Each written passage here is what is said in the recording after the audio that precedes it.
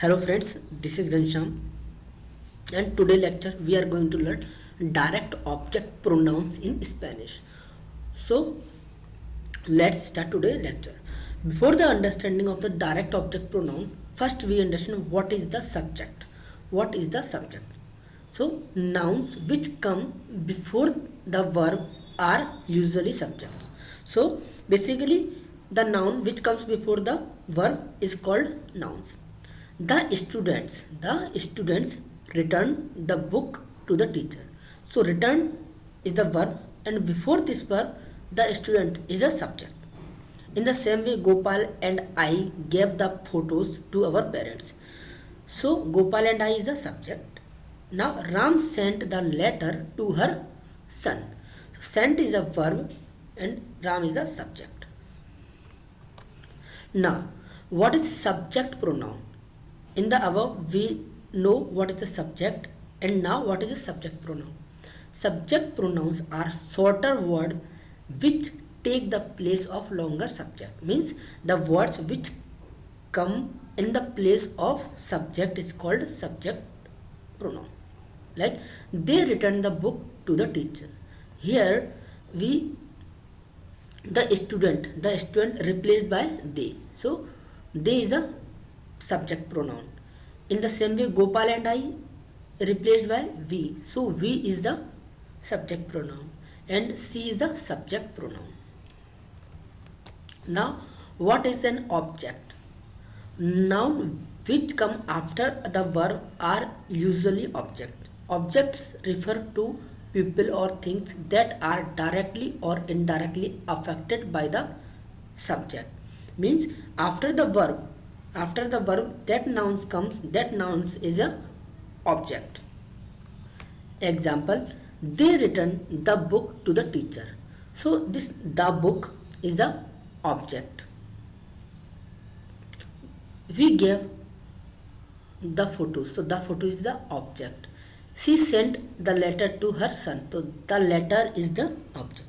Now what is direct object? What is direct object? Objects which answer the question what or who are the direct object. Okay, to identify the direct object from the sentence, read the sentence, stop at the verb and then ask yourself what or who.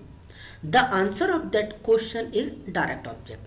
Understand these sentences by example. They returned the book to the teacher. We gave the photos to our parents. She sent the letter to her son. Okay. So in here they return what? They return what? They return, stop here and ask what? They return what? They return the book. So the book is the direct object. We gave what? In the second example, if we ask the question, we gave what? So we gave the photos. The photos is the direct object. Now third example, she sent what? She sent what? Answer is the letter. So the letter is the direct object. Now what is a direct object pronoun? Direct object pronouns or DOP are shorter words which replace direct object. In the following example, direct object have been replaced with direct object pronoun. They return it. So it is replaced by the book. We gave them. So them replaced by the photos. And she sent it. So it is replacement of the letters. So here it, them and this it is a direct object pronoun. The direct object pronoun in Spanish is, this is a subject pronoun in Spanish, this is a object pronoun in Spanish and this is a direct object pronouns. This is the direct object pronoun. Me, te, lo, la. Lo is used for singular masculine and la is used for singular feminine. Nose, os and los and las.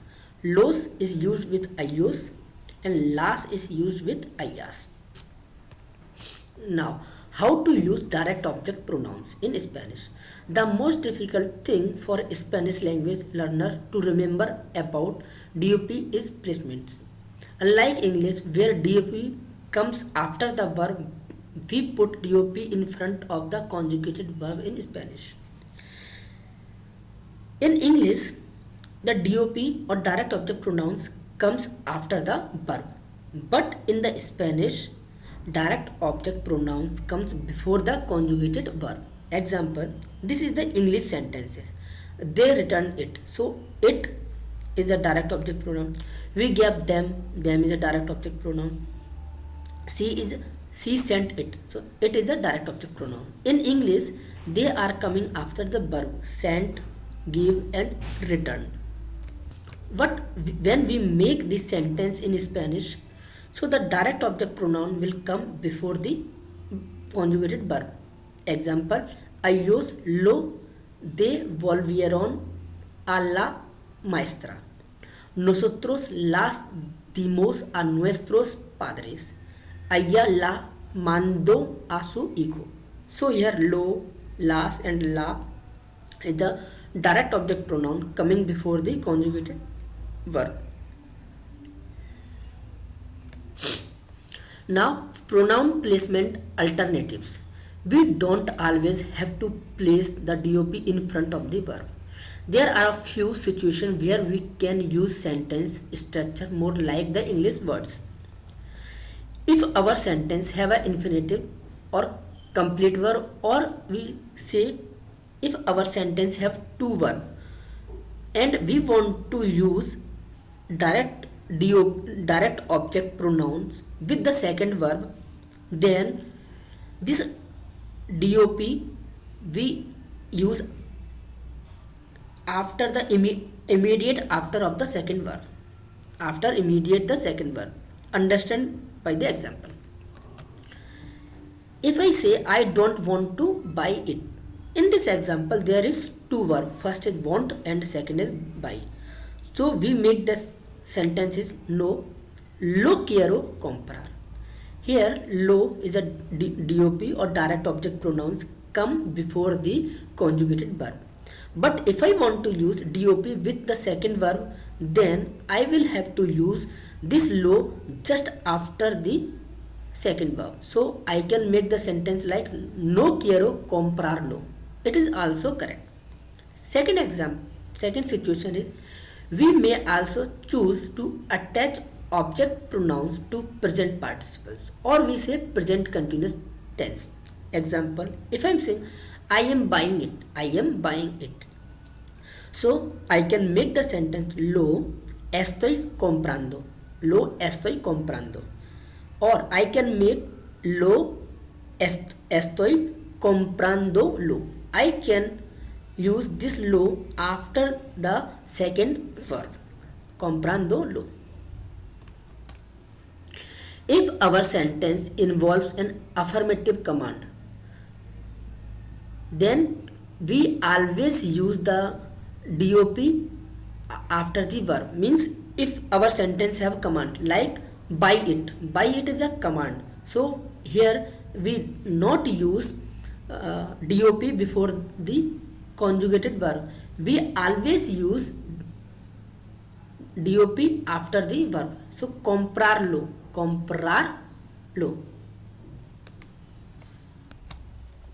Now there is one example, don't buy it. This is the command, but it is not an affirmative command. It is a negative command. So in this case we use DOP before the conjugated verb. So no lo compres is the correct. Next example is I already bought it. Ya lo compré. Ya means already.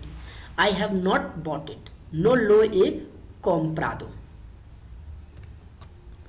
Now we look into the common mistake when the use of DOP or direct object pronoun. Nos and nosotros are not the same thing. Nosotros means we and nos means us. Okay, consider the sentence. and understand this by the example. This nos entiendes, nos entiendes. So it could mean we understand. This sentence could mean we understand, but it actually means you understand us. You understand us. The subject in this sentence is omitted or leave in this sentence, but we can see from the way the verb is conjugated that the subject is to. Means the verb entender is conjugated in the second form. This is the second form of entender verb. So we can assume the subject to is hide here. Okay, so even though it comes first in the sentence, the pronoun nos is not a subject pronoun, it is the object pronoun. It needs to be translated as us. That's why the meaning of this nos entiendes is you understand us.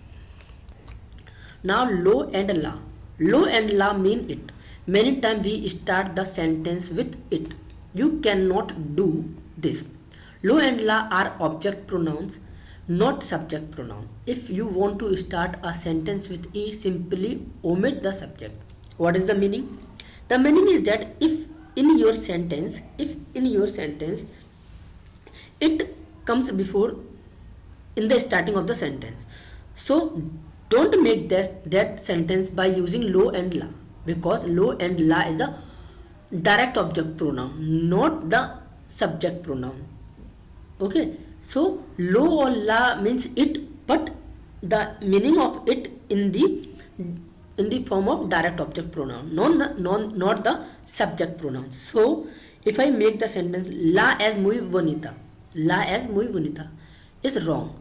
If I have to make the sentence it is more beautiful, so you can make directly the sentence as muy bonita. Now the other example is they called my mother, llamaron a mi mamá. So I replace this mother to her. They called her. So here I can use direct object pronoun. La llamaron. Second example, Ghanshyam throw the ball. Ghanshyam threw la pelota. If I use the direct object pronoun, then the sentence will be Ghanshyam throw it. Ghanshyam la tiró. The boys read lots of books. Los niños leen muchos libros. Okay, if you make the sentence the boys read them, so here we use the direct object pronoun. Los niños los leen. Can you see my book? ¿Puedes ver mi libro? Yes, I see it. Sí, lo veo. These boxes are very heavy. I can't lift them. Okay, I can make this sentence. Estas cajas son muy pesadas. No puedo levantarlas. Or if I use direct object pronoun before the puede verb, then estas cajas son muy pesadas. No las puedo levantar. So friends, it was all about the direct object pronoun. In the next lecture, we learn indirect object pronoun, and after that we learn the how to use direct object pronoun and indirect object pronoun both in the one sentence.